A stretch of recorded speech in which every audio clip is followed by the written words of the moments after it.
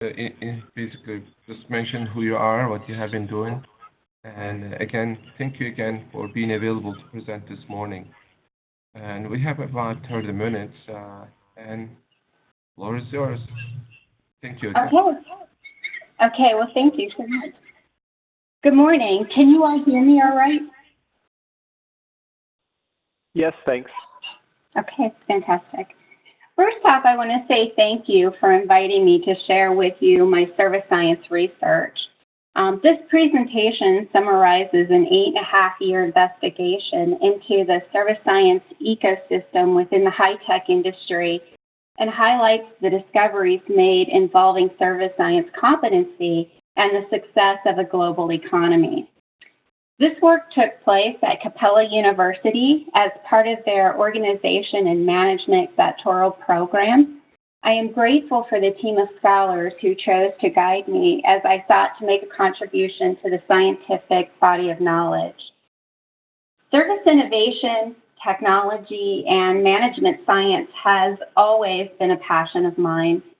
I also have 25 years of industry experience spanning high tech, financial services, higher education, and healthcare, in which I held various service roles.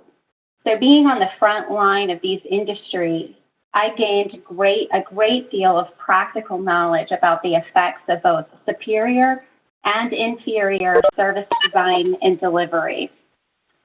I have the good fortune of being smack dab in the middle of a gigantic shift in our global economy, one that moves us from a product-centric to a service-centric digital world, and one that is changing the core competencies of businesses now and in the future. The title of my study is Moving the High-Tech Industry Forward Towards Service Science Competency, a case study of the ABC Association. I'd like to begin with a couple of definition of terms that are key to my research and that I'll be using throughout this presentation. You will hear me refer to community of practice. You can also think of the term trade association because they can be used interchangeably. Wagner in 1998 characterized it as a self-organizing system defined along 3 dimensions: joint enterprise, mutual agreement, and a shared repertoire. Wagner argues that communities of practice fulfill a number of functions with respect to the creation, accumulation, and diffusion of knowledge in an organization. The next term is service science. The America Competes Act defines service science as curricula, training, and research programs that are designed to teach individuals to apply scientific, engineering, and management disciplines that integrate elements of computer science, operations research, industrial engineering, business strategy, management science, and social and legal sciences to encourage innovation and how organizations create value for customers and shareholders that could not be achieved through such disciplines really working in isolation. The next term is service science competency. Service science competency was defined by Shodaha in 2008, and it involves 3 clusters of competency. Service mindset, which is an orientation towards value creation in the customer-provider relationship that's enabled by systematic assessment, improvement, and innovation of service systems. Integrative competence is the ability to integrate emerging ideas, concepts, and strategies as a result of interaction among disciplines, people, and business processes to deliver a value proposition. A person with integrative competence exhibits complex communication or interactional expertise. Metacompetence is the ability to locate, analyze, and adapt existing competencies depending on context and complexity. Metacompetence includes generic capacities like adaptability, critical thinking, and interpersonal communication, which enhance and enable other competencies. The next term is information-based economy. You can also think of knowledge economy, service economy, innovation economy, new economy, knowledge-based service economy, or post-industrial society, because they all can be used interchangeably. According to Gregory, Johnston, Pratt, Watts, and Watmore in 2009, who defined information-based economy as an economic regime in which knowledge-intensive manufacturing and service activities become dominant, and in which the skill and expertise of workers and the innovation that this facilitates lay at the heart of the success of firms, regions, and national economies. The idea of a knowledge economy derives from Drucker's 1969 account of the role of the knowledge worker in manufacturing industries, and it has been developed through knowledge-based views of the firm and arguments about the centrality of knowledge to the competitiveness of national economies. So now that we have a few terms under our belt, I can move into where this research really all began.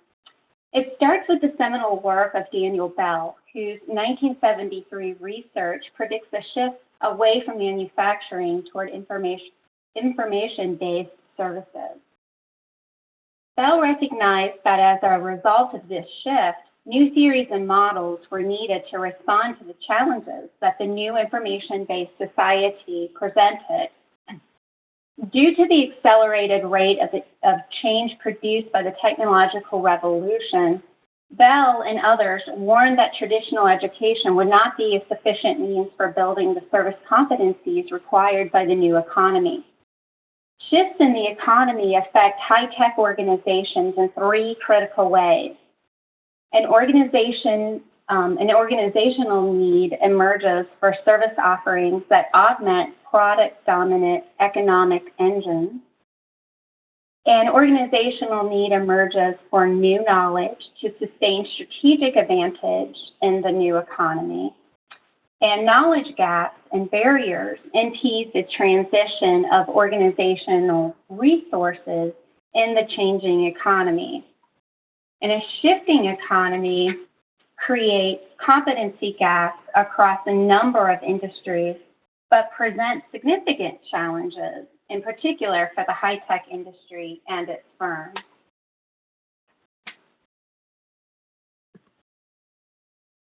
A thorough review of the literature was undertaken on four key aspects of the topic: paradigm shift, the emerging discipline of service science skills, attitudes, and knowledge, and communities of practice. The findings of the literature review rendered three key elements that really underpin this study. Those elements are a service innovation imperative, not just a desire, but an actual crisis, is occurring in the high-tech industry today. And this crisis is exacerbated by the inability of traditional education in the U.S. to meet the competency development requirements presented by the shift. And finally, communities of practice present a promising alternative for the development of the required service competency.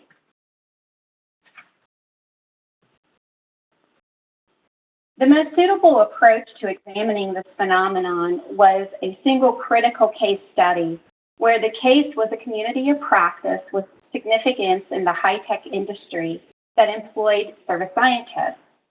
This particular community of practice allowed me to access the data required to answer the two primary research questions. What role does ABC Association play in moving the high-tech industry forward towards service science competency? And how is service science competency manifested within ABC Association to support the service science competency development in the high-tech industry? The community of practice is positioned in the center of the service science competency ecosystem of this industry and employs 65 technology service professionals, of which 38 met the study's inclusion criteria for participation. The 12 participants represented 18% of the organization's employee base and 32% of its service scientists. The investigation was based on a 20-question interview guide, which was developed using the theoretical service science competency constructs defined by Schodaha and claims made by ABC about their service competency. Follow-up questions were also asked during the interviews to probe for deeper meaning when necessary, and concluding questions allowed each participant to openly share any additional data that they deemed important to the study. These questions proved to be very valuable during the analysis stage, as they provided data that would not otherwise have come to light. In addition to the interview guide, 48 organizational documents were analyzed. The job descriptions were the first set of documents reviewed, coded, and used to identify qualified participants for the study, as well as were analyzed for alignment to the competencies. Other documents included the organizational chart, white papers, service offering details, and member feedback. And 2 levels of analysis involving a 15-step process were implemented to arrive at the findings. The 15 steps consisted of an initial review of the primary data, pattern matching against the theoretical constructs, coding, frequency tallying, and grouping into categories and themes. And lastly, I examined major contradictions to ensure all angles of the data were being investigated.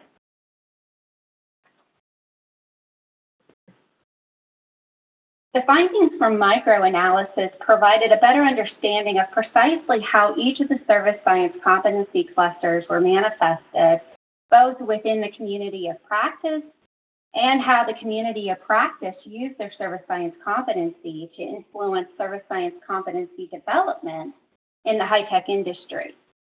The data revealed a pattern of influence between the community of practice, the individual high-tech firms, and the overall industry.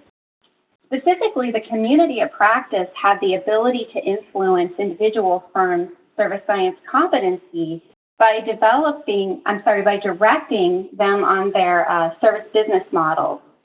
This in turn enabled the individual firms to influence the industry's overall service science competency. The data further showed that the manifestation of each cluster at the industry level had two components: the ability for individual firms to adopt the competency and the cluster's own unique characteristics. In summary, I found that while the community of practice's primary role is to change the service business models of its high-tech members, the individual product-centric firms must want to improve their service business models. To facilitate the improvement process, individual firms must not only collaborate with peers and share proprietary information, but also be aware of and be able to acquire critical resources that enable the improvement of their service business model. The community of practice's ability to support service science competency development in the high-tech industry really depends on its ability to engage in continuous learning and individual adaptive learning. Specifically, systematic problem solving and codifying information are how the community of practice demonstrates and improves its service mindset competence, while listening to members' needs and building frameworks are how it demonstrates and improves its integrative competence. Lastly, establishing roles and the ability to communicate the big picture are how the community of practice really demonstrates and improves its meta-competence.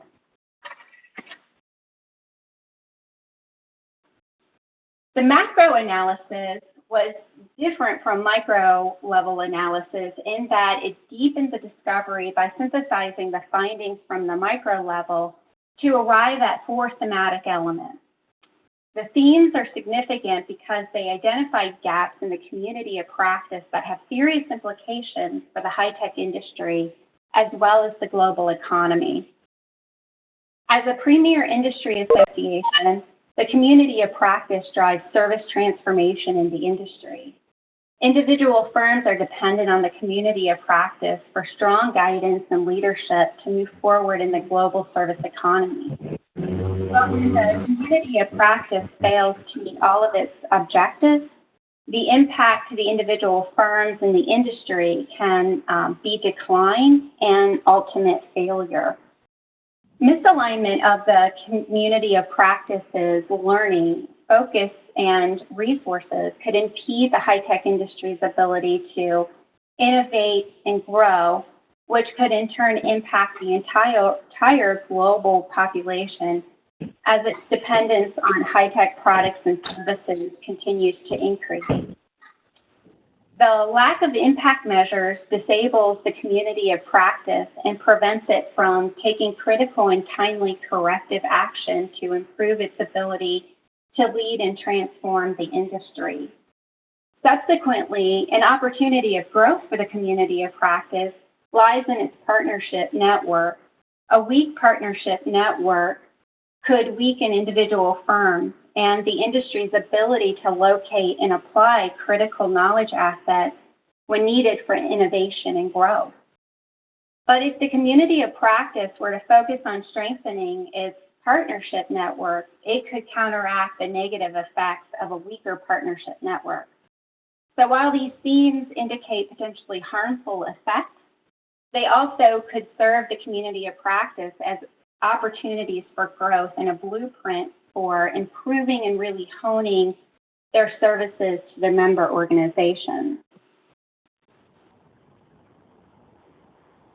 The most serious implication to the industry is ABC's not having impact measures to determine how well it's meeting its stated objectives. The industry is currently relying on a premier learning organization to drive imperative transformation that will determine whether the industry survives or fails. And without impact measures, ABC Association has no way to identify learning disabilities and overcome them to effectively lead the industry toward innovation and growth. Left unchecked, ABC's learning disabilities could drive the industry further into decline and impact the global economy as the population's dependency on technology continues to grow. ABC Association's service scientists are self-educating, and this has serious implications for the high-tech industry because individuals use mental maps. Individual mental maps often differ from an organization's values espoused and values in action. This discrepancy creates misalignment of the individual and collective learning from the strategic goals of ABC Association. A failure of the high-tech industry to innovate and grow could impact the entire global population as its dependence on high-tech products and services increases. The implications of a weak partner network for a premier learning organization driving transformative change in the high-tech industry also has rippling effects across the global population. Without the ability to locate and apply critical knowledge assets and create wealth, the industry will continue to decline, taking with it the global population that has become increasingly dependent on the high-tech industry. An ABC Association is the central mechanism for driving transformational change from product-centric to knowledge-centric service in the high-tech industry. Alignment of its individual and collective learning to ABC's strategic goals is imperative for successfully leading the industry out of decline.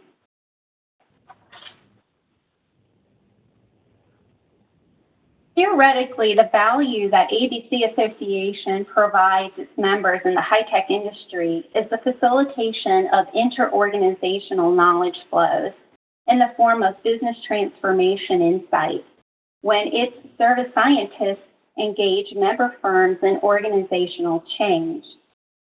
Specifically, conducting benchmark studies, audits, responding to member inquiries, and facilitating member-to-member interactions are capabilities that ABC Association possesses that help high-tech firms adapt new service business models and transform the industry. Alternatively, service science competency within member firms or value network may also diffuse inward to ABC service scientists as part of the same interactions and advancing overall competency development. ABC Association's role in service science competency development is required to understand the community-based learning that enables transformation of individual firms and the high-tech industry in the new economy. ABC Association is a learning organization. As such, it is susceptible to learning disabilities and must consider ways to overcome its disabilities to focus on generative or transformational learning. Practically speaking, ABC is not measuring the impact it has on its members or the industry. Service scientists who are using mental maps that may not align to ABC's stated values to self-educate and perform their jobs are not getting the critical member industry feedback they need on how well their solutions are working to improve the high-tech services. Critical information on their true strengths, weaknesses, and knowledge deficits goes undiscovered. Analysis revealed the value of a community of practice in the manifestation of service science competency in an industry. Communities of practice, when well-positioned with the right competencies, can bring about significant industry change. ABC Association is a premier learning organization, and overall it is well-equipped as a leader of strategic change in the high-tech industry. It is uniquely positioned at the center of the service science competency ecosystem and possesses significant resources with the right skills. Service innovation and growth in the high-tech industry depend on the community of practice's ability to lead the industry through transformational change. Opportunities for growth, such as strengthening partnership networks and providing greater support and training for service scientists, however, also exist, and lessons for other communities of practice exist.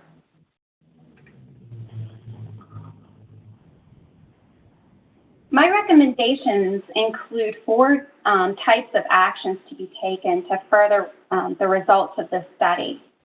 Action research could be undertaken to address the immediate opportunities found in this study or as a reflective process of progressive problem solving. Researchers could collaborate with others on teams or in part of a community of practice within ABC Association to improve the way it addresses the gaps identified in this study.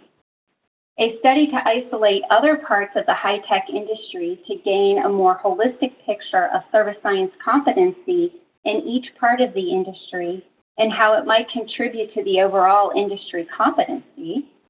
Specifically, future researchers could replicate this study in organizations outside of the U.S. and countries like India, where the impact of outsourcing on service science competency development can be better understood. In addition, replicating this qualitative study in communities of practice in other industries where the service imperative to compete in the knowledge economy is similar to that of the high-tech industry could determine what role those organizations play in their industry with regard to service science competency. A quantitative study could be based on a questionnaire developed from the findings of this study to implement industry-wide. A quantitative study allows for larger sample sizes and the data can be aggregated to compare results. This study involved a single case, while future research could examine how service science competency is manifested across multiple cases in the same industry and across one or more industries.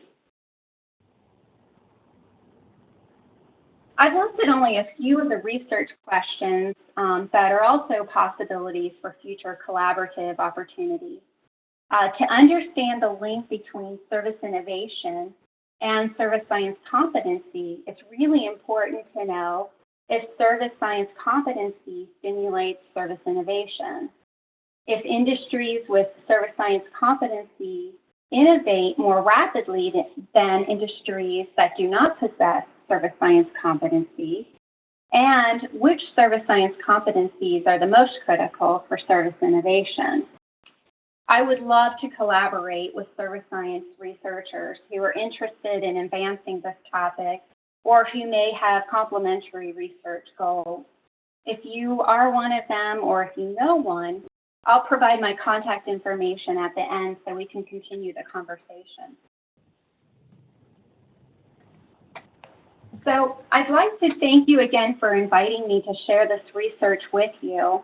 I am really honored to have gotten this wonderful opportunity. Thank you very much. I want to take the time now for questions and answers. Okay, thank you so much, Dawn. This was a great presentation, very interesting topics. So, do we have any questions, comments?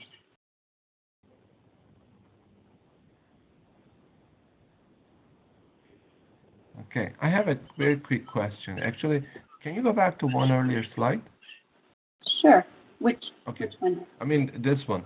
I really think more, it's not a question, it's more common. I think this is I mean, if we can answer some of these questions, I believe we can have lots of buy-in from industries to move more service science rather than traditional thinking of product, right? Right. This might be very interesting research, how product-oriented companies are innovating things and being successful versus how service-oriented organizations are innovating and being successful, and then comparison between those two, I guess, organization types. Oh, that's might show. That's great, right? Right. So this is something we can think of. Any questions, comments? We have quite a group this morning. Everybody's trying to digest the topic. Okay. Yeah, because there are a couple of research papers written on this. Actually, there's a book. I can send you a link about it. This book came out from Center for Service Leadership at Arizona State University. The book is about service transformation, and they looked at the companies, how they are, some manufacturing companies, how they are transforming the service industry. And they did like 4 or 5 different case studies. Maybe we can look at some of those case studies and then also look at some case studies of traditional product companies and see some differences or similarities. Okay, so thank you so much, Don. We are right at 8 o'clock, and thank you again for being available to present. This is a very interesting presentation. And I will also personally send you some emails, follow-up emails about this. And thank you, everybody, for this morning, and have a wonderful day. Thank you. Thank you very much. Bye. Thank you. Thank you.